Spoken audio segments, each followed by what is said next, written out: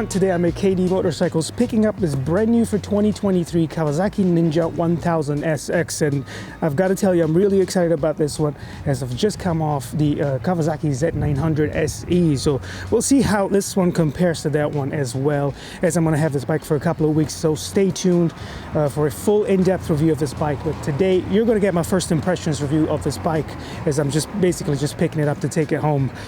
So why don't we get started with a quick sound check.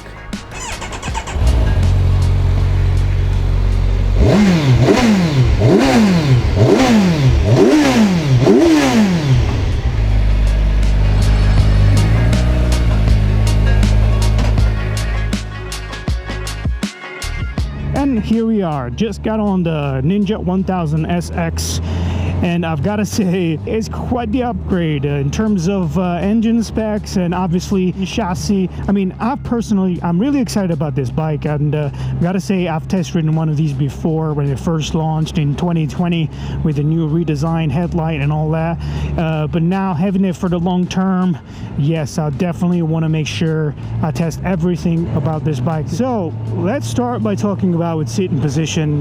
This is where I think Kawasaki has done so well over the years, giving their bikes the perfect balance between weight distribution and agility. Now here's a sports touring bike that weighs just over 230 kilograms wet, but it feels so much lighter than that. Even at low speed, even just moving it about, maneuvering it at slow speeds, it's incredible.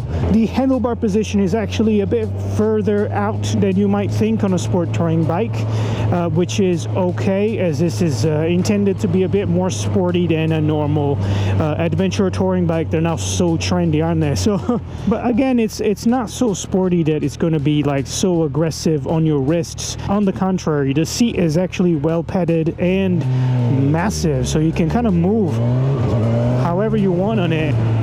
Let's have a look here.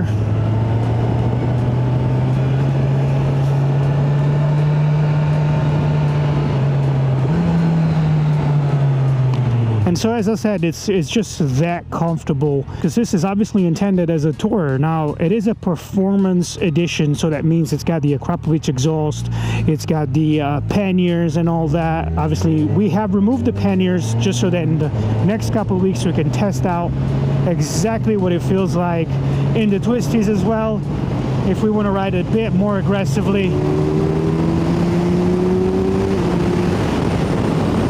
As we just got on the highway at just below 70 miles an hour, we're about 5,000 RPM. Overtaking is a breeze, even in road mode, which is ideally where you want to keep this bike in road mode most of the time, just so the throttle is as smooth as it can be, really. So yeah, it feels really agile, really composed here on the highway as well. It's quite comfortable to ride on just below 5,000 RPM. As I said, it's perfectly adequate.